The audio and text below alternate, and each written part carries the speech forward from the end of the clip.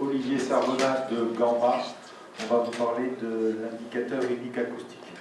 Alors je sais que c'est un peu le serpent de mer, je suis désolé. Ceux qui sont là depuis longtemps, ça fait des années qu'on en parle. C'est un gros travail de réflexion, de discussion, avec un groupe de travail extrêmement dynamique. Et ce serpent de mer, il a sorti la tête en 2019. On était très heureux d'avoir travaillé sur une base de données des activités, de données acoustiques des activités. On avait caractérisé des activités acoustiques et on avait mis en place un indicateur unique qu'on appelle l'indicateur unique du GIAC, donc un outil en ligne qui permettait de qualifier la qualité d'un bâtiment. C'était valable pour tout type de bâtiment, avec la notation comme pour les réfrigérateurs ABCD, etc. Et donc, suite à ça, on était très content d'avoir fait notre outil. On l'a présenté aux gens du GIAC et on a même fait 2 séances de formation d'une journée chacune. Et en fait, c'était en janvier 2020. Donc, c'était quelques jours, quelques semaines avant le grand coup de tonnerre de la Covid. Mais on a entendu 2 choses lors de ces formations-là. Premièrement, que la démarche, ça parlait à tous les acousticiens et qu'on était dans vraiment une dynamique super intéressante. Et puis, que c'était une usine à gaz. Et là, je voudrais déjà remercier ceux qui nous l'ont renvoyé, parce que quand on est dedans, on tourne et ça nous paraît logique, etc.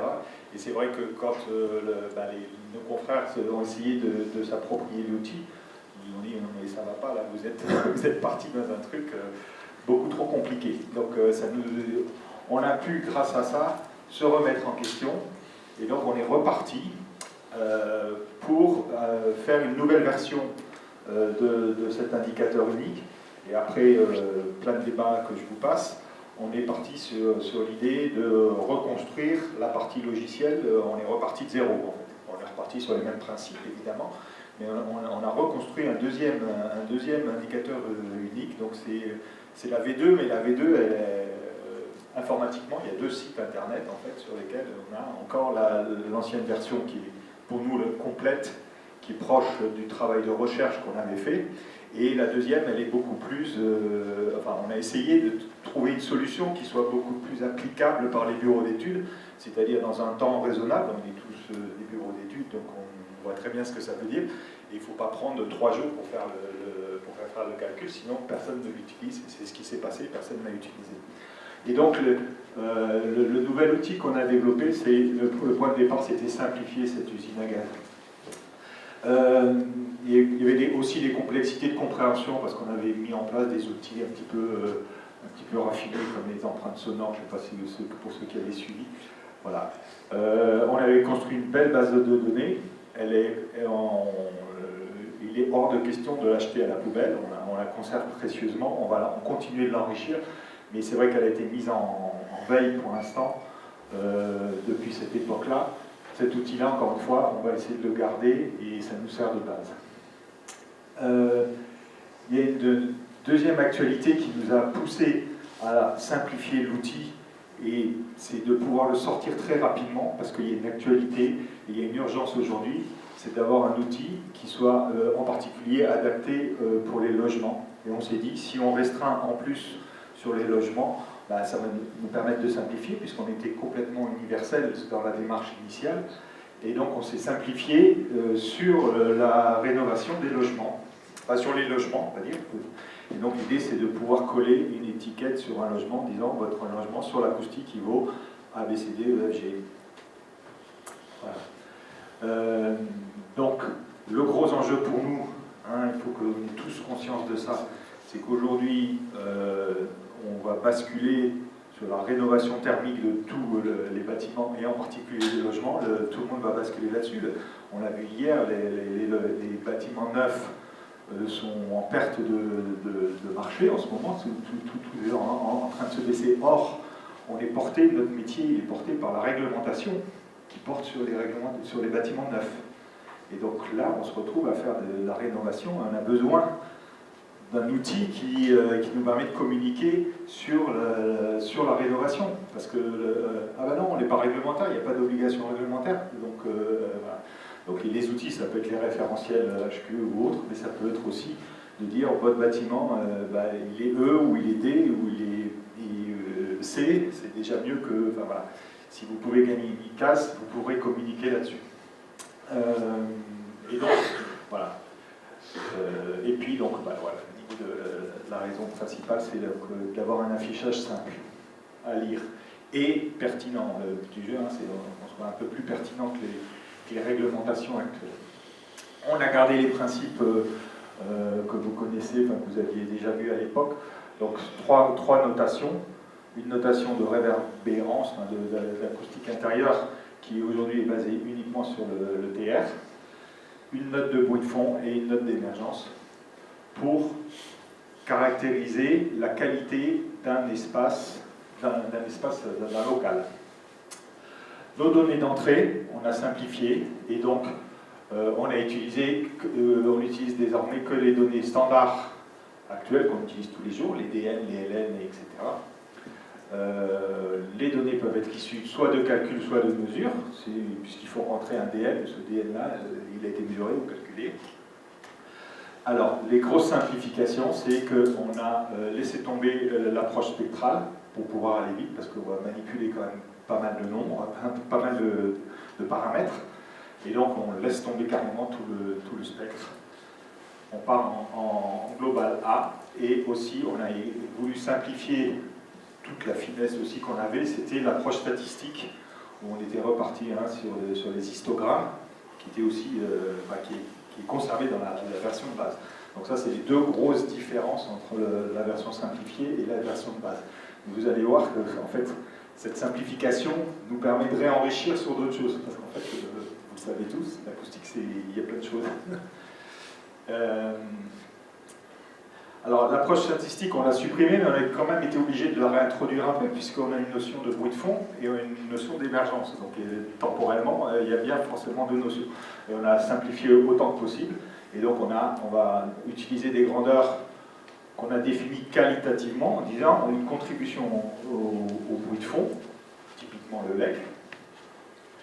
Mais après, c'est à chacun de dire, moi, je vais parler je ne sais pas, de LIS, voilà. Ou contribution à l'émergence. Là, on va prendre plutôt un LIS pour l'émergence, un 90 pour le bruit de fond. Enfin voilà, chacun va pouvoir définir ce que lui, il entend dans la situation comme étant un bruit de fond, la contribution au bruit de fond, la contribution à l'émergence. On a décidé, après long débat et longue recherche, d'agrandir à 7 niveaux de classe. Je ne sais pas si vous vous souvenez, la première version, on était parti sur 5. Mais en fait, on fait partie du monde, on n'est pas hors sol. Et en fait, la notation énergétique, elle est partie sur 7 classes. La norme internationale ISO 19488 est également sur 7 classes. Alors cette norme-là, elle est très importante parce qu'elle essaie de faire la même chose que ce qu'on fait là avec l'indicateur unique. C'est une norme internationale qui permet d'afficher un indicateur unique pour des logements. Donc on s'inscrit aussi dans une démarche totalement internationale. La grande différence avec ce qu'on a fait là, c'est que cette norme internationale, elle fonctionne comme toutes les réglementations françaises, tous les référentiels environnementaux, c'est-à-dire que pour les DN, si je suis entre telle et telle catégorie, je suis en A, si je suis dans telle autre catégorie, je suis en B, etc. Alors que là, on recalcule les émergences et les bruits de fond en tenant compte de tout le monde simultanément, et donc c'est beaucoup plus riche puisque les critères sont bien reliés les uns aux autres. Mais cette norme-là, elle existe, elle est publiée, elle peut servir d'argumentaire aussi dans le cadre-là, pour dire votre logement il est en E et je peux passer en D. Donc ça, on peut déjà l'utiliser par rapport à nos clients. Nous, on va être beaucoup plus fin que ça. Et donc, on l'a adapté au logement. Et du coup, on a été amené à l'enrichir. C'était pas mal d'avoir décidé de se restreindre au logement parce qu'on a pu déjà déjà noter, on commence par noter un local, et puis après on note un logement, et puis après on note le bâtiment qui contient plusieurs logements. Donc déjà, ça introduit une échelle qu'on n'avait pas avant, puisqu'on passait du local au bâtiment. Là, évidemment, il y a la notion de logement. Et puis, on a introduit aussi... Oui, Karine? Excuse-moi, c'est juste pour clarifier les choses, parce que tout d'un coup, je ne comprends pas. Est-ce que tu peux juste réexpliquer sur quoi il y a un indicateur unique et il y a une norme? Quelle est vraiment la différence entre les deux? Pourquoi avoir créé l'indicateur unique si on a déjà une norme qui nous donne un indicateur unique? Je viens de comprendre ça, alors peut-être que j'ai mal compris. Je rappelle le point de départ, c'est qu'on veut faire une notation super simple d'un bâtiment. À l'entrée du bâtiment, on veut afficher « je suis ABCDEFG ». Voilà, je suis comme un réfrigérateur.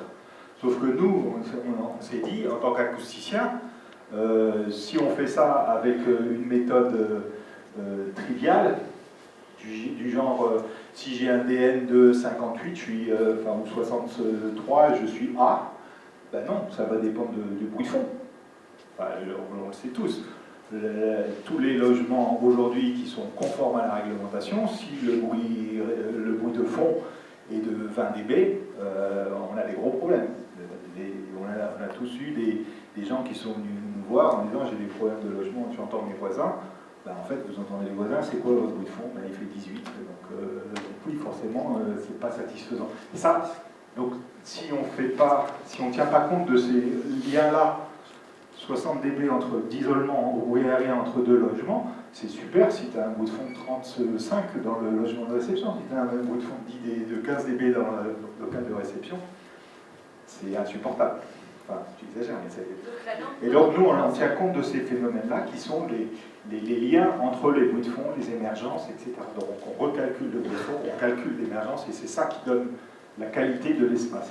Alors que cette norme-là, comme toutes nos réglementations, comme tous nos référentiels environnement, dit mon DN il est entre ça et ça, donc je suis en B. Est-ce que c'est plus clair? Ouais, c'est plus clair. Et pourquoi, c'est une question bête, hein, pourquoi peut-être pas avoir essayé de changer la norme? Alors d'abord, nous, ça fait des années qu'on essaye d'avancer là-dessus. La norme, ils ont fait ça en 3 ans, en moins 2 ans. Nous, ça fait beaucoup plus longtemps qu'on est lancé, donc on continue. Et au contraire, on est en phase globalement avec la norme, mais on va dire, nous, on est beaucoup plus fin parce qu'on tient compte des liens entre les différents phénomènes. Et après, on essaiera d'orienter vers une révision de la norme avec l'ambition. C'est deux outils qui ont la même finalité. Simplement, nous, on dit, le B de la norme, en fait, tu peux être B en norme, oui, mais en fait ton bruit de fond il est vachement trop faible, et donc en fait tu es en E. La norme c'est une ISO, donc si on veut la modifier, il faut qu'on entre le monde entier. Là c'est le monde entier. Ouais. Si elle est mieux. Parce que si le monde entier dit nous on met la norme, et si nous on dit la nôtre est mieux, comment moi je vais voir un client, je lui dis moi j'ai noté votre bâtiment avec ça, il me dit pourquoi tu n'as pas pris la norme? Je dis parce que je suis mieux, quelle légitimité j'ai? Tu vois, c'est pour ça que je dis est-ce que c'est votre tête, est-ce que c'est voilà, c'est une question. Mais il va falloir qu'on explique ce genre de phénomène. Quand le bruit de fond est trop faible, la norme elle n'en tient pas compte parce qu'elle ne dit pas le bruit de fond doit être supérieur à telle valeur. Après, au niveau de la norme, c'est si mon bruit de fond est entre 28 et 32, alors je suis et que mon isolement est entre 20. Voilà, c'est tous ces phénomènes-là.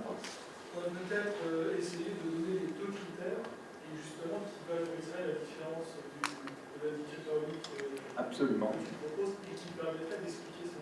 C'est ce que Olivier va nous présenter tout à l'heure. Évidemment. Autre point qui est super intéressant, c'est la prise en compte des locaux à l'intérieur d'un même logement. On l'a vu hier, Jean-Luc Rénéro qui nous a parlé de l'adaptabilité des logements au vieillissement, au travail, au co-living, à plein de choses, à la colocation, etc. Là, il y a une notion en fait, aujourd'hui, on n'a pas de critère d'isolement entre deux logements, deux pièces à l'intérieur d'un logement, mais c'est un sujet qui va arriver, puisqu'on va faire des logements un peu différents, pour des modèles un peu différents que la famille, papa, maman et 2 enfants, quoi. Et donc, pour qu'on puisse traiter ça au niveau acoustique, on a introduit la notion d'intimité. Et donc, entre deux espaces d'un même logement, si je suis en intimité, si je suis au sein de ma famille nucléaire, ben, j'ai pas de critères d'isolement. Enfin, aujourd'hui, c'est ce que dit la loi. Mais par contre, si je suis en colocation et qu'on travaille, il y en a un qui est en télétravail, l'autre qui dort, ou je sais pas quoi, on peut avoir une exigence d'isolement qui apparaît entre deux espaces à l'intérieur d'un même logement. On a les outils pour rentrer là-dedans. Pour vous montrer un peu rapidement l'architecture de l'outil, donc on est reparti partiellement de toute la base de données qu'on avait fait de caractérisation des activités humaines, plus aussi beaucoup nos expériences à nous pour reconstruire une base de données pour définir les critères acoustiques des activités, donc les niveaux les niveaux qui vont participer à l'émergence et les niveaux qui vont participer au bruit de fond. On a décidé de retenir 3 périodes, diurne, nocturne et intermédiaire. On est un peu dans l'idée du LN. On a un pas de classe qui est de 4 dB qu'on retrouve dans la norme aussi. On n'est pas loin de la norme, hein, la norme dont je viens de parler. Et c'est cohérent. On a fait l'exercice pour dire si c'est impropre à destination ou si c'est de cette catégorie A, c'est parfait, c'est-à-dire que les deux activités dans les deux espaces peuvent se dérouler sans aucune contrainte. En fait, pourquoi on passe de A à B, à C, à D, et à E, et à F et à G? Parce qu'à chaque fois, on introduit des contraintes à la fois du côté émetteur, du côté récepteur. Le récepteur, il accepte d'entendre les bruits de pas de la personne, pas du voisin, et puis l'émetteur, on demande aux parents, vous ne pouvez pas tenir vos enfants parce qu'ils gigotent toute la journée, et moi je ne peux pas me reposer. Donc ça s'exprime comme ça. Et donc pour chaque activité et volume, les valeurs de TR optimales, minimum et maximum, sont retenues pour faire une notation en termes de réverbération. Parce que même si dans le cas des logements, c'est moins sensible, mais de manière générale, ça l'est. Et dans les logements, on l'a vu hier aussi, avec notre ergonome là, qui commençait à introduire l'idée de peut-être mettre de l'absorption dans une salle de bain, c'est peut-être pas idiot, hein, c'est ça qu'on a un peu entendu. Voilà.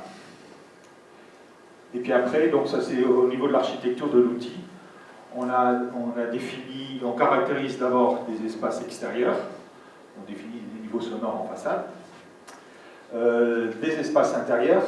Alors là, un espace intérieur, il n'est pas localisé, il est défini dans l'absolu, mais il a quand même un volume, une activité, un volume et un TR.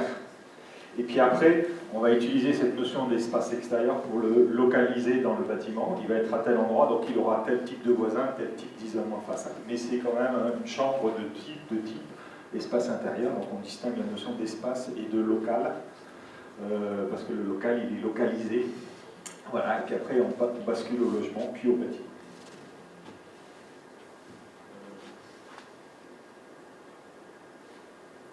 Voilà, donc Olivier va nous présenter 2 exemples pour que vous sentiez tout de suite l'outil. Il ne s'agit pas de tout comprendre, mais que vous compreniez un petit peu comment ça fonctionne. En commençant par un bâtiment en béton réglementaire, parce que on voulait se positionner. Depuis longtemps, on a toujours imaginé que la réglementation elle était plutôt de niveau C ou D. En fait, on est convaincu que la réglementation française elle devrait être en C, mais on sait très bien qu'on est un peu faiblard en termes de bruit de choc. Donc à cause des bruits de choc, on serait plutôt en D, et on aimerait bien retrouver ça dans notre notation, et ça on va voir si on le retrouve.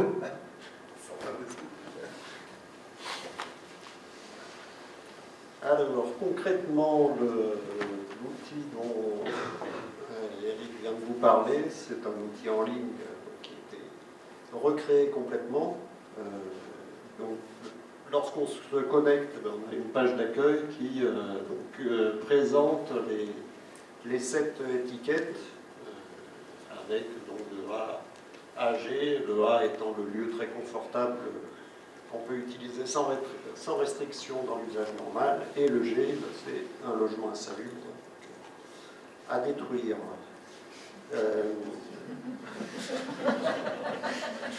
À rénover, ils sont à rénover. À réemployer, à transformer, à améliorer.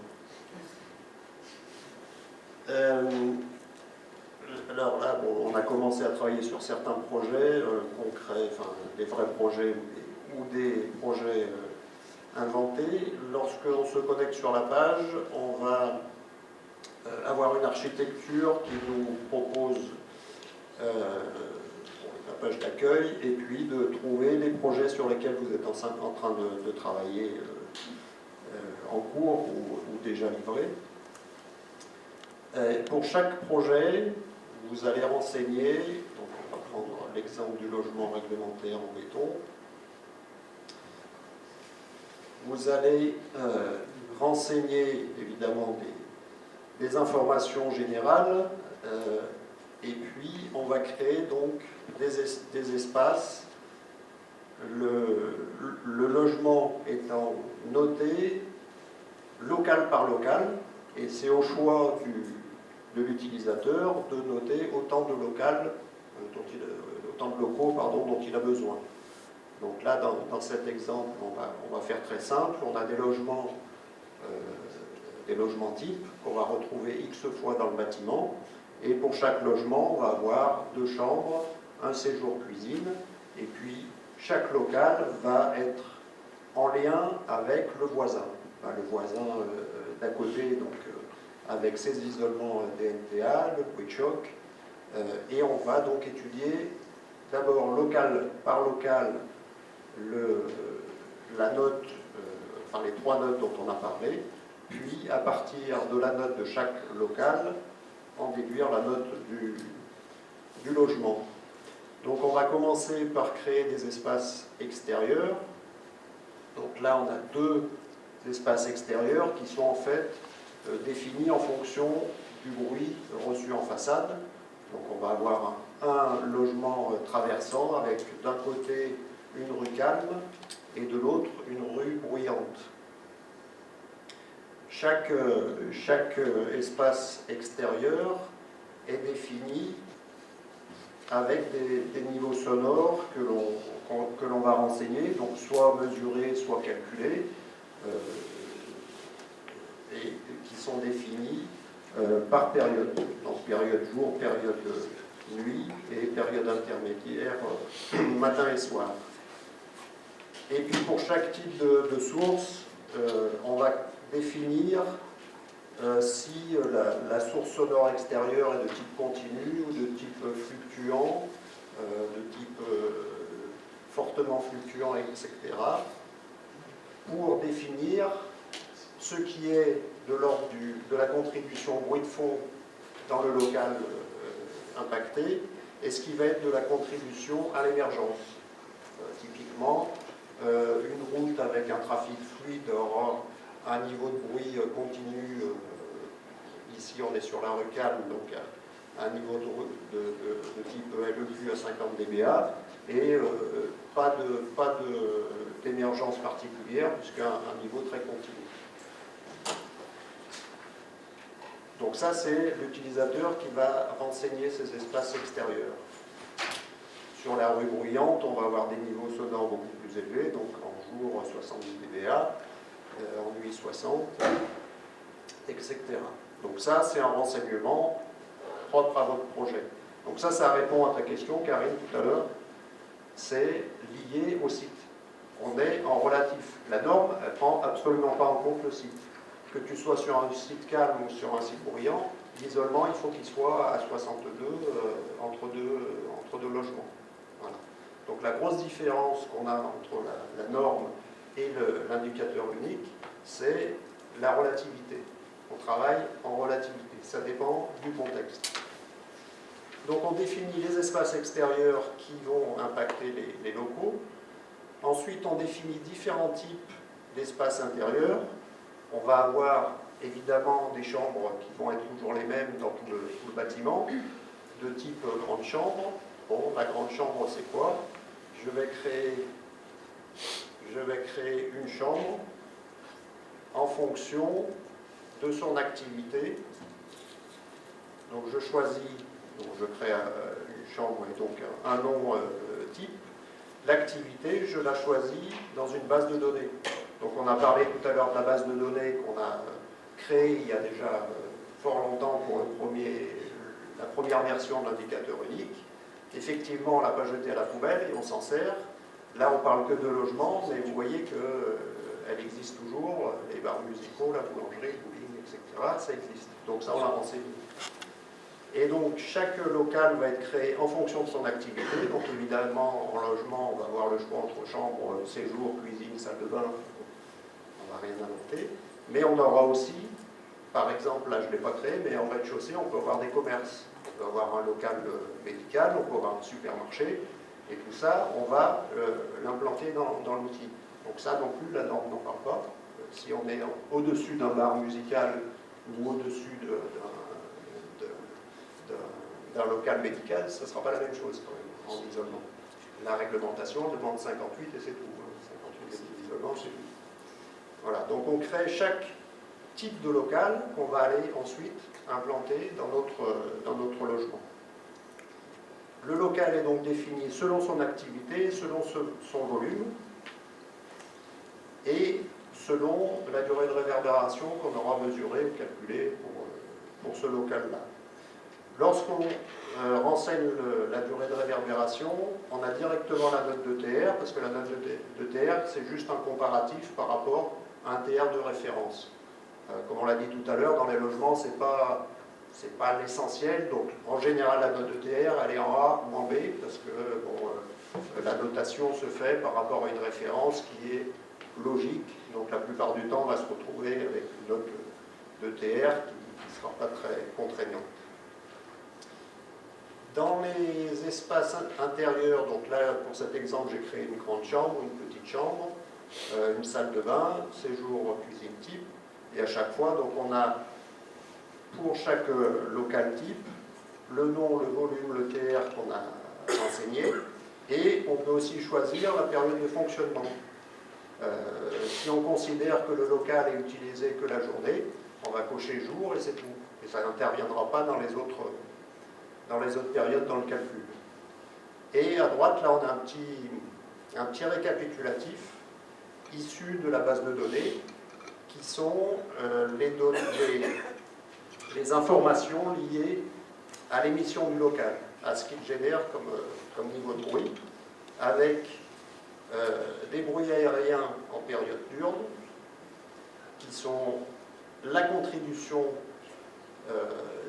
qui vont contribuer au bruit de fond dans le local voisin, donc c'est l'émission qui va générer du bruit de fond dans le local voisin, et puis des événements qui peuvent être émergents dans le local voisin. Donc pour un séjour cuisine, on a le Q diurne à 68 pour le bon fond, et puis des événements ponctuels qui peuvent générer une émergence, qui sont estimés à 80 dB, donc ça ressemble à un bruit peut-être de dispute, d'événements un peu particuliers, un peu bruyants. Ensuite, on a aussi la notion de bruit de choc qui est un peu particulière. Alors, pour ceux qui ont suivi la formation sur la première version, peut-être vous vous en souvenez, mais pour créer une émission d'un bruit de choc, on ne peut pas partir directement du L'NTW puisque c'est un niveau résultant. Donc en réalité, on crée un bruit de choc à partir du delta à la machine à choc. Donc on estime, ou on a mesuré pour certains cas, la différence entre le bruit de la machine à choc et le bruit de pas dans le local d'émission. Et c'est ce delta qui est renseigné ici dans la base de données. Je ne vais pas plus détailler ça parce qu'on n'a pas le temps, mais c'est une notion importante dans le calcul. Et le logement. 5 logements ou 5 minutes 5 minutes. Merde. Alors je vais aller plus vite. Dans un logement, on crée donc des locaux. Donc ici, on a un premier local qui s'appelle Chambre 1, qui est positionné sur la rue Bruyante et qui est positionné au R+1. Ici, on a déjà les notes qui sont renseignées, mais évidemment, quand vous allez utiliser l'outil, il faudra d'abord définir des espaces extérieurs. Donc les espaces extérieurs sont issus de la liste précédente qu'on a créée. Donc on va choisir si on est côté rue Bruyante ou rue Calme. Et donc on a juste à sélectionner la source et à définir le DMTA-TR de ce côté-là. Ensuite on a les bruits d'équipement qui sont à renseigner également en termes de niveau de bruit continu et de bruit émergent. On peut également créer des vibrations, ou plutôt des niveaux résultants en vibration. Donc à chaque fois, on retrouve la même façon de faire. Il faut renseigner le nom de la source et puis la contribution au bruit de fond pour une vibration qui serait continue et une contribution aux émergences. Et à chaque fois, on sélectionne si ça fonctionne en continu ou à certaines périodes. Là, ce sont des niveaux c'est des niveaux résultants dans le local, c'est-à-dire on ne calcule pas de niveau, on ne calcule rien, on renseigne uniquement des niveaux, soit qu'on a calculé, soit qu'on a mesuré dans le local, parce que c'est issu du gros frigo d'à côté, qui génère du bruit dans la chambre. Et enfin, la dernière catégorie, c'est les contributions des locaux voisins. Donc là, pareil, on va choisir les locaux voisins, les types de locaux voisins, donc ils sont positionnés soit au même étage, soit au-dessus, soit en dessous, et on peut en mettre autant qu'on veut, autant que nécessaire, et c'est là qu'on va renseigner les performances d'isolement, bruit aérien, bruit de choc, et qu'on peut donc renseigner un critère d'intimité, soit on ne connaît pas la personne et donc il n'y a pas de correction d'intimité, soit c'est la famille, soit ça peut être un colocataire. Dans le locaux mitoyen, ça peut être une chambre, pardon. On peut créer, quand on crée les locaux voisins, on peut choisir donc d'avoir un espace intérieur qui est dans la liste des locaux types qu'on a créés, ça peut être la chambre, et on peut choisir dans le critère d'intimité que c'est la même famille. Et là, on aura une correction qui se fait sur la prise en compte de ce local-là, pour que ça soit évidemment fortement atténué par rapport à un inconnu, un voisin lambda. Je ne détaille pas plus. On a donc, à partir de ces renseignements, à la fois sur le local où on est et sur les locaux voisins, les trois notes qui apparaissent ici, la note d'émergence avec une précision sur qu'est-ce qui est le plus pénalisant et donc qui crée la note d'émergence, la note de bruit de fond et la note de TR. Donc la note de TR, on ne parle pas. La note de bruit de fond, on peut avoir le détail de quelles sont les contributions au bruit de fond. Donc ici, le plus pénalisant, c'est la rue Bruyante, donc la rue Victor Hugo, où j'ai la contribution de mon bruit en façade, moins l'isolement qui me donne la contribution au bruit de fond. J'ai une chaufferie qui fait un peu de bruit, et puis les locaux voisins qui ne contribuent pas beaucoup. Et au final, j'ai donc un cumul de contribution à 35,4 que je compare au bruit de fond de référence qui est dans la base de données. Et pour dire, je dépasse de 3,4 le bruit de fond idéal. Et donc j'ai une note de bruit de fond en B. Par contre, ce qui fait ma note globale, c'est la note d'émergence de jour, parce que j'ai une contribution forte de la rue Bruyante qui me crée une émergence. L'émergence étant calculée en fonction du bruit de fond de tout le reste des contributions. C'est-à-dire, je prends le bruit qui vient de l'extérieur en rapport avec les autres contributions des voisins. Donc c'est ce qu'on disait tout à l'heure, si on a un fort isolement par rapport aux voisins, mais que j'ai une contribution forte d'un bruit particulier, et bien ma note d'émergence, elle n'est pas terrible. Ici, on est à 7 d'émergence. 7 d'émergence, et ben je suis entre C et D, donc je suis en D.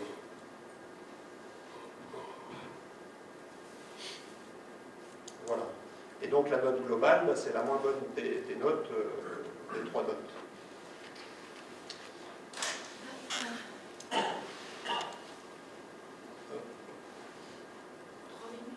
3 minutes.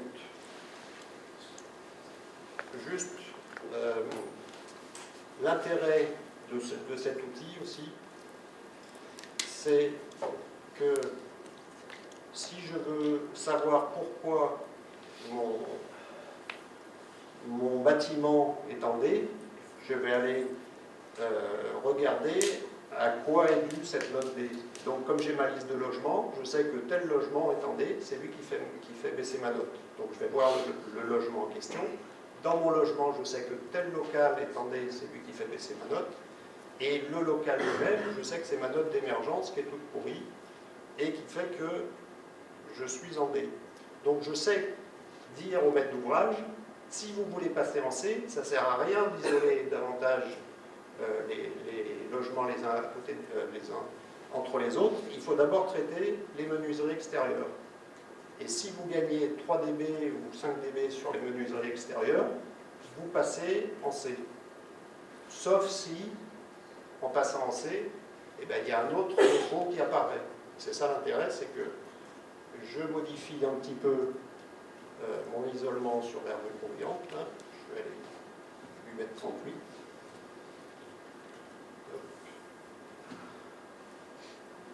Et là, paf, je suis passé en E. Mince. Et oui, parce que j'ai un autre défaut qui apparaît, c'est que j'ai les bruits de choc qui ne sont pas terribles non plus.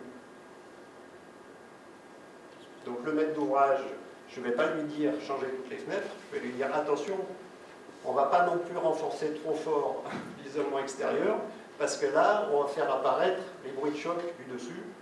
Donc soit on améliore un petit peu l'isolement de façade, mais il faut aussi changer les revêtements de sol, soit on améliore ça, plus la chaufferie, plus le reste. Enfin, ça nous permet d'équilibrer précisément les défauts, enfin d'aller chercher les défauts précisément et d'aller définir très précisément ce qu'il faut pour améliorer globalement la note. Et non pas de dire il faut passer tout à 58 dB, tous les bruits de choc à 45, comme le fait la norme. Ouais. C'est ça l'intérêt de l'outil. C'est un sacré outil dans le cadre de l'évaluation énergétique. Absolument.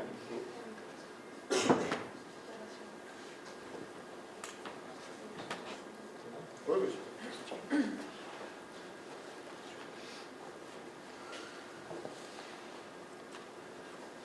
Donc, aujourd'hui, l'outil est terminé.